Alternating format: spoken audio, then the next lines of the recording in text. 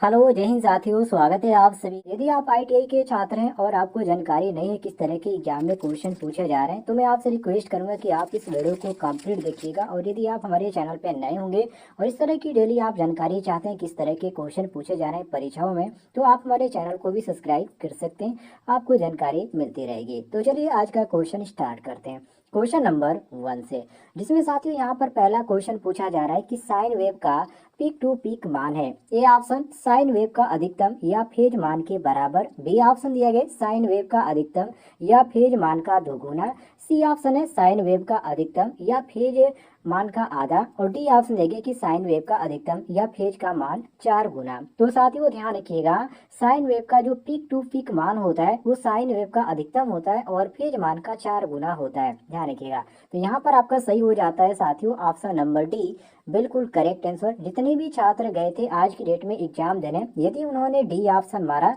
तो बिल्कुल उनका सही आंसर हो जाता है, कोई भी दिक्कत नहीं है। आगे बढ़ते हैं अगले क्वेश्चन पे, क्वेश्चन नंबर 2 पे, जिसमें साथियों क्वेश्चन नंबर 2 में पूछा जा रहा है कि एसी का सबसे सामान्य वेव फॉर्म है। ए ऑप्शन वर्ग, बी ऑप्शन त्रिकोणीय, C option sinusoidal, D option साटोल। तो साथियों यहाँ पर सही हो जाता है सी ऑप्शन, जिसका यहाँ पर सी ऑप्शन दिया गया साइन साइडल। तो सी ऑप्शन क्वेश्चन के अनुसार हमारा करेक्ट आंसर हो जाएगा, सभी लोग मिला लीजिएगा। आगे बढ़ते हैं क्वेश्चन नंबर 3 पे, जिसमें साथियों क्वेश्चन नंबर 3 में पूछा गया था कि साइन वेव का परम मान 200 वोल्ट है तो औसत मान होगा। साथियों औसत मान निकालने के लिए आपको एक सूत्र की जरूरत पड़ेगी, जो कि मैंने पिछली वीडियो में आपको जानकारी दिया था। उस सूत्र से आप निकालेंगे तो इसका सही आंसर आ जाएगा 141.4 वोल्ट। यदि आपको इसके बारे में जानकारी नहीं है और इसको आप सॉल्व करना चाहते हैं तो कमेंट बॉक्स में पूछ लीजिएगा, मैं टेलीग्राम पे सॉल्व करके भेज दूंगा, आप आसानी से देख सकते हैं। आगे बढ़ते हैं क्वेश्चन नंबर 4 पे, जिसमें साथियों क्वेश्चन नंबर 4 में पूछा गया था कि गौण अर्धचालक है। ए ऑप्शन रोगन किया अर्धचालक, बी ऑप्शन दिया गया शुद्ध अर्धचालक, सी ऑप्शन दिया गया अच्छा रोधक, और डी ऑप्शन दिया गया अच्छा चालक। तो साथियों यहाँ पर सही हो जाता है ऑप्शन नंबर ए, रोगन किया अर्धचालक। तो यहाँ पर क्वेश्चन के अनुसार हमारा जो सही हो जाता है ऑप्शन नंबर ए, बिल्कुल करेक्ट आंसर हो जाता है।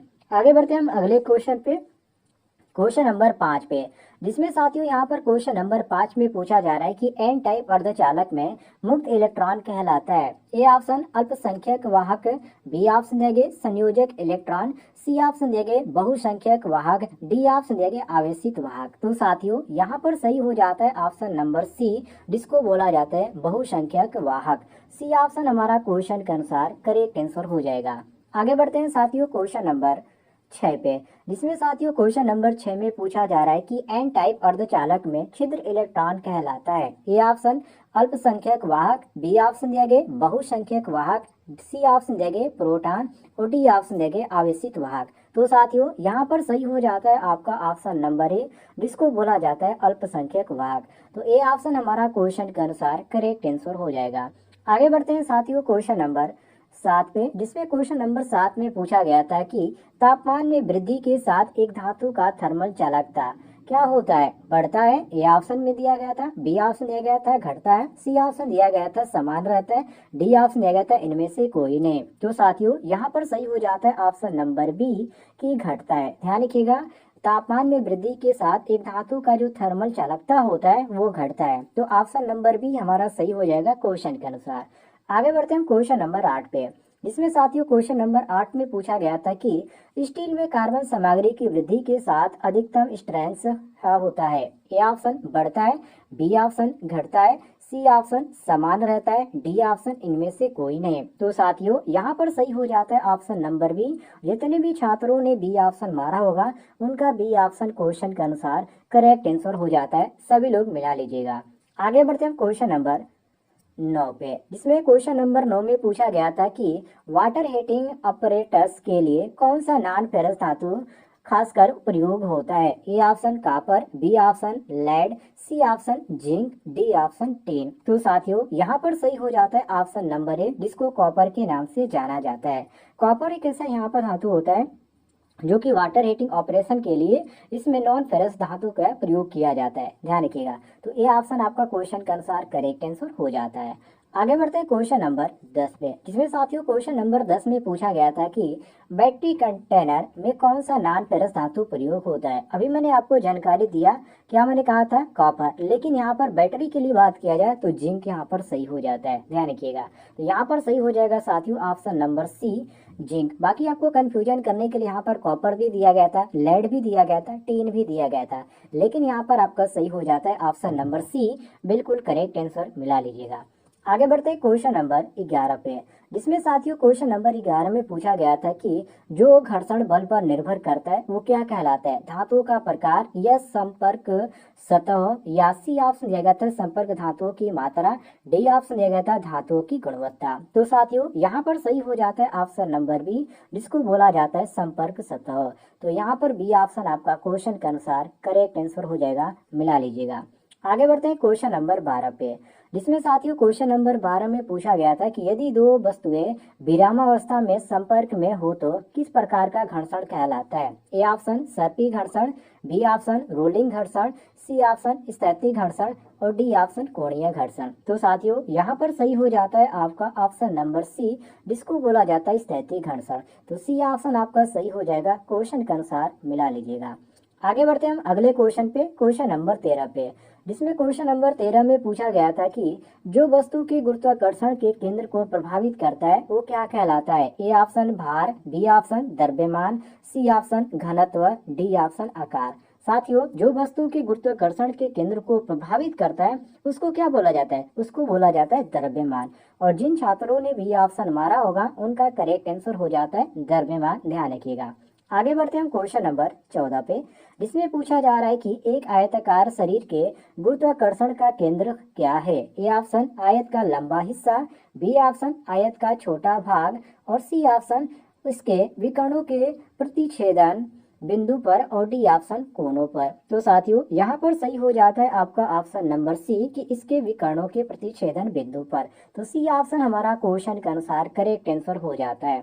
आगे बढ़ते हैं हम अगले क्वेश्चन पे, क्वेश्चन नंबर 15 पे, जिसमें साथियों क्वेश्चन नंबर 15 में पूछा जा रहा है कि प्रतिबल का अनुपात कौन सा है। ए ऑप्शन भार तथा क्षेत्रफल, बी ऑप्शन भार तथा दिशा, सी ऑप्शन भार तथा व्यास और डी ऑप्शन दिया गया भार तथा समय। देखिए किस तरह के यहाँ पर क्वेश्चन पूछे जा रहे हैं और किस तरह के यहाँ पर कंफ्यूजन टाइप आपको ऑप्शन देखने को मिल जाता है। लेकिन इसी में से जिन छात्रों ने मारा होगा ऑप्शन नंबर ए कि भार तथा क्षेत्रफल, उनका बिल्कुल करेक्ट आंसर हो जाता है ऑप्शन नंबर ए। आगे बढ़ते हैं साथियों क्वेश्चन नंबर 16 पे, जिसमें यहाँ पर क्वेश्चन नंबर 16 में पूछा जा रहा है कि कौन सी प्रक्रिया संतुलन की स्थिति पैदा करती है। ए ऑप्शन एनेलिंग और हार्डनिंग, बी ऑप्शन नॉर्मलाइजिंग और टेम्परिंग, सी ऑप्शन एनेलिंग और नॉर्मलाइजिंग, डी ऑप्शन नॉर्मलाइजिंग और टेम्परिंग। तो साथियों यहाँ पर सही हो जाता है ऑप्शन नंबर सी, जिसको बोला जाता है एनेलिंग और नॉर्मलाइजिंग। जितने भी छात्र सी ऑप्शन मारे होंगे उनका करेक्ट आंसर हो जाता है। आगे बढ़ते हैं क्वेश्चन नंबर 17 पे, जिसमें क्वेश्चन नंबर 17 में पूछा जा रहा है कि स्टील की टेम्परिंग करने का उद्देश्य क्या है। ए ऑप्शन भंगुरता को कम करने के लिए, बी ऑप्शन नमनीयता दूर करने के लिए, सी ऑप्शन कठोरता को बढ़ाने के लिए, डी ऑप्शन भंगुरता को बढ़ाने के लिए। तो साथियों यहाँ पर सही हो जाता है ऑप्शन नंबर ए, जो भंगुरता को कम करने के लिए। यहाँ पर ए ऑप्शन आपका सही हो जाएगा, क्वेश्चन के अनुसार मिला लीजिएगा। आगे बढ़ते हैं क्वेश्चन नंबर 18 पे, जिसमें साथियों क्वेश्चन नंबर 18 में पूछा गया था, जो कि मोस्ट इंपॉर्टेंट क्वेश्चन है, कि संदर्भ तालिका के लिए उपयोग किए जाने वाला दूसरा शब्द क्या है। ए ऑप्शन शब्दकोश, बी ऑप्शन जीवनी, सी ऑप्शन ग्रंथ सूची और डी ऑप्शन दिया गया था सूचना तालिका। तो साथियों यहाँ पर सही हो जाता है आपका ऑप्शन नंबर डी, जिसको सूचना तालिका के नाम से जाना जाता है। तो डी ऑप्शन आपका सही हो जाएगा, क्वेश्चन के अनुसार करेक्ट आंसर मिला लीजिएगा। आगे बढ़ते हैं हम क्वेश्चन नंबर 19 पे, जिसमें क्वेश्चन नंबर 19 में यहाँ पर पूछा जा रहा है कि अभिवाह घनत्व, जिसको हम फ्लक्स डेंसिटी बोलते हैं, कि एसआई इकाई है। A option weber, B option weber metre, C option ampere turn प्रति वेबर और डी ऑप्शन टेस्ला। तो साथियों यहाँ पर सही हो जाता है आपका ऑप्शन नंबर डी, जिसको टेस्ला के नाम से जाना जाता है। मतलब कि जो फ्लक्स डेंसिटी होती है उसकी जो इकाई होती है वो टेस्ला होती है। तो डी ऑप्शन आपका सही हो जाएगा, क्वेश्चन के अनुसार। आगे बढ़ते हैं क्वेश्चन नंबर 20 पे, जिसमें साथियों क्वेश्चन नंबर 20 में यहाँ पर पूछा जा रहा है, मैं इसको थोड़ा सा जूम कर देता हूँ। इसमें कहा जा रहा है कि लौ किस्म के उपकरणों को हिलाने के लिए किस प्रकार के इलेक्ट्रिक करंट प्रभाव का प्रयोग किया जाता है? रासायनिक प्रभाव या तापीय प्रभाव या भौतिक प्रभाव या चुंबकीय प्रभाव? तो साथियों यहाँ पर सही हो जाता है ऑप्शन नंबर डी, जिसको चुंबकीय प्रभाव के नाम से जाना जाता है। उम्मीद है आपको जानकारी पसंद आई होगी। पसंद आई तो वीडियो पर लाइक कीजिएगा और यदि आप हमारे चैनल पर नए हो तो आप चैनल को भी सब्सक्राइब कर सकते हैं।